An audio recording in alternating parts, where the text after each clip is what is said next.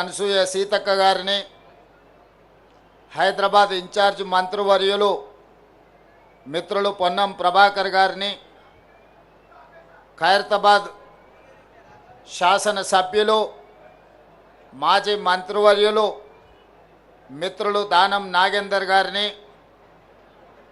శాసనమండలి సభ్యులు అద్దంకి దయాకర్ గారిని, అదేవిధంగా శాసనసభ్యులు డాక్టర్ కవ్వంపల్లి సత్యనారాయణ గారిని, అదేవిధంగా తుంగతుర్తి శాసనసభ్యులు మందుల సామ్యుల్ గారిని, జూబ్లీ హిల్స్ శాసనసభ్యులు నవీన్ యాదవ్ గారిని, అదేవిధంగా సికింద్రాబాద్ మాజీ పార్లమెంట్ సభ్యులు అత్యంత సీనియర్ నాయకులు జంట నగరాలలో మాజీ పార్లమెంట్ సభ్యులు అంజన్ కుమార్ యాదవ్ గారిని, కార్పొరేషన్ చైర్పర్సన్ మిత్రులు ప్రీతం గారిని, మెట్టు సాయి గారిని, ఇతర కార్పొరేషన్ చైర్మన్లు పెద్దలు మోత్కుపల్లి నరసింహులు గారిని, ఇతర అంబేద్కర్ గారి అభిమానులు ఈనాడు ఈ కార్యక్రమంలో పాల్గొని అంబేద్కర్ గారి జయంతి ఉత్సవాలను తెలంగాణ రాష్ట్రంలో అద్భుతంగా జరుపుకోవడానికి విచ్చేసిన మీ అందరికీ మనస్ఫూర్తిగా ధన్యవాదాలు, కృతజ్ఞతలు తెలియజేస్తున్న మిత్రులారా, ఒక దేశం ఒక యుద్ధంలో శాంతియుతంగా రక్తం చిందకుండా యుద్ధాన్ని గెలవచ్చని మహాత్మా గాంధీ గారు నిరూపించారు. రవి అస్తమించని సామ్రాజ్యం ఉన్న బ్రిటిషర్స్ను శాంతి ద్వారానే శాంతియుతమైన పోరాటం చేసి శాంతితోనే ఒక యుద్ధాన్ని గెలవచ్చు అని ప్రపంచ దేశాలకు చాటి చెప్పింది మహాత్మా గాంధీ గారైతే, ఆ గొప్ప దేశాన్ని అద్భుతంగా పరిపాలించవచ్చు, ప్రపంచ దేశాలకే ఆదర్శంగా అభివృద్ధి చెయ్యొచ్చు.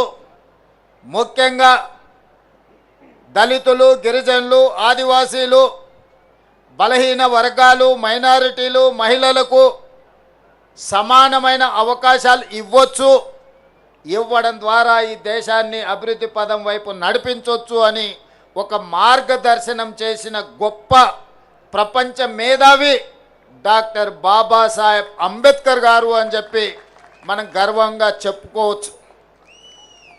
దేశ స్వతంత్ర పోరాటంలో మహాత్మా గాంధీ గారి పాత్ర ఎంత ఉందో, స్వతంత్రం వచ్చిన భారతదేశం ఈనాడు బలమైన దేశంగా ఎదగడానికి కారణం డాక్టర్ బాబాసాహెబ్ అంబేద్కర్ గారు. ఈ దేశానికి రెండు కళ్ళు, ఒకరు మహాత్మా గాంధీ గారైతే రెండవది డాక్టర్ బాబాసాహెబ్ అంబేద్కర్. విషయం మన దేశమే కాదు, ప్రపంచమే గుర్తించింది.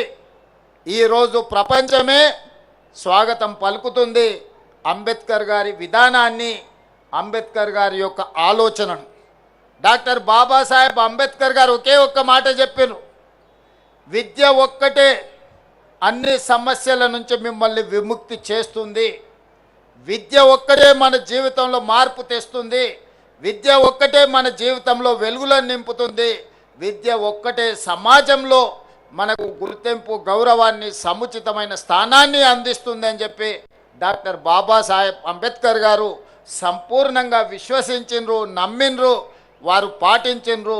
ప్రపంచ దేశాలలో పేరెన్నికగన్న యూనివర్సిటీలలో చదువుకొని వచ్చిన డాక్టర్ బాబాసాహెబ్ అంబేద్కర్ ఆలోచన విధానమే ఈనాడు భారతదేశం యొక్క ఆలోచన.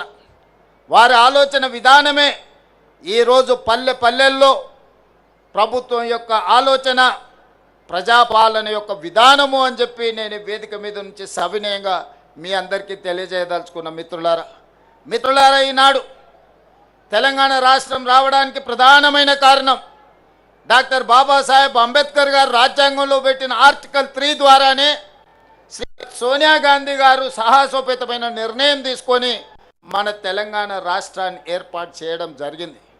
తెలంగాణ ఉద్యమంలో మీకు అందరికీ తెలుసు, దళితులు, గిరిజనులు, ఆదివాసీలు, బలహీన వర్గాలకు సంబంధించిన పిల్లలే పోరాటంలో ముందు భాగాన నిలబడడమే కాదు, ఆత్మ బలిదానాలలో వాళ్ళే ప్రత్యేకమైన పాత్ర పోషించి ఈనాడు తెలంగాణ రాష్ట్రాన్ని సాధించుకోవడంలో వాళ్ళు ప్రత్యేకమైన పాత్ర పోషించారు.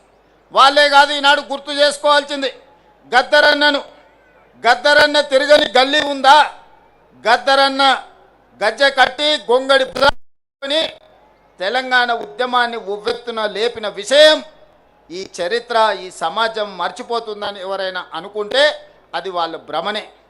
ఇప్పుడు మనం పాడుకున్న జయ జయ హే తెలంగాణ ఈ నినాదం రణ నినాదమై తెలంగాణ మారుమూల పల్లెల్లో మారు మోగి ఈరోజు తెలంగాణ రాష్ట్రాన్ని సాధించుకోవడమే కాదు, రాష్ట్ర గీతంగా అవతరించిన జయ జయ హే తెలంగాణ అందించింది అందశ్రీ మనవాడు కాదా? తెలంగాణ వచ్చిన 10 సంవత్సరాలలో ఈడున్న దళిత మేధావులను, ఆదివాసీ మేధావులను, నిరజ మేధావులను, తెలంగాణ మేధావులను నేను అడుగుతున్నా. తెలంగాణ రాష్ట్రం వచ్చిన మొదటి 10 సంవత్సరాలలో ఉద్యమంలో ముందు భాగాన నిలబడ్డ వాళ్ళ పరిస్థితి ఎలా ఉండే? ఉద్యమాన్ని ప్రజలకు చేరవేసి ప్రపంచానికి ఎలుగెత్తి చాటిన గద్దరన్న అందశ్రీల పరిస్థితి ఏ విధంగా ఉండే? మీరు ఒక్కసారి ఆలోచన చెయ్యండి. వారి ఎన్నికల వాగ్దానం ఉండొచ్చు, వాళ్ళు ఏమేమో చెప్పి ఉండొచ్చు.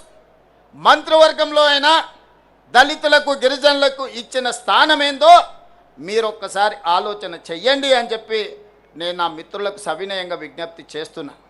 మిత్రులారా, ఆనాడు మంత్రివర్గంలో ఉన్న స్థానం ఎంత, సంఖ్య ఎంత, ఏ జాతికి ఎంతుండేనో మీరు లెక్కేసుకోండి. ఈనాడు ఈ దళితులకు, గిరిజనులకు ఈరోజు మంత్రివర్గంలో ఉన్న లెక్కెంతనో మీరే లెక్కించి నాకు చెప్పండి. ఇవాళ అసెంబ్లీ స్పీకర్గా గడ్డం ప్రసాద్ కుమార్ గారు, లేకపోతే మంత్రిగా దామోదర్ రాజనరసింహ గారు, మంత్రులుగా మరో మిత్రుడు అట్లూరు లక్ష్మణ్ గారు, వివేక్ వెంకట్ స్వామి గారు, ఇలా చెప్పుకుంటూ పోతే ఇంతమందిని, 4 మంత్రులను, ఒక స్పీకర్ను, అదేవిధంగా విప్పులుగా వేముల వీరేశాన్ని, లేకపోతే రామచందర్ నాయకును, ఇవాళ మంత్రివర్గంలో మా సీతక్కను, ఇంతమందికి ప్రాతినిధ్యం ఉమ్మడి రాష్ట్రంలోనైనా వచ్చిందా? మీరు ఒక్కసారి ఆలోచన చెయ్యండి. ఇవాళ మిత్రులారా, బట్టి విక్రమార్క గారు మా మిత్రుడు, ఉప ముఖ్యమంత్రిగా సమర్థవంతంగా ఈనాడు పని చేస్తున్నాడు. సిఎల్పి లీడర్గా ఉంటే ఓర్వలేక హోదా తగ్గించి ఆయనను అవమానించే విధంగా అవమానకరంగా సిఎల్పి నాయకుడిగా తొలగించుకున్న చరిత్ర కళ్ళ ముందలనే ఉంది కదా. వారు బడ్జెట్ పెడితే ఆ బడ్జెట్ను అవమానించే విధంగా ఇవాళ మాట్లాడుతున్న వాళ్ళని చూస్తున్నాం కదా. అంటే ఒక దళిత బిడ్డ ఆర్థిక మంత్రిగా ఉండకూడదా? ఒక దళిత బిడ్డ వైద్య ఆరోగ్య శాఖ మంత్రిగా ఉండకూడదా? ఒక దళిత బిడ్డ విద్యుత్ శాఖ మంత్రిగా ఉండకూడదా? మీరు ఒకసారి ఆలోచన చేయండి. ఒక దళిత బిడ్డ స్పీకర్గా వేదిక మీద కూర్చోవద్దా? ఆయనను అధ్యక్ష అని పిలవాల్సి వస్తుందని కొంతమంది సభకే రావడం లేదంటే ఈ దళితుల పట్ల వాళ్ళకు ఉన్న గౌరవం ఏ పాటిదో మీరు ఒక్కసారి ఆలోచన చెయ్యండి. అందుకే వాళ్ళను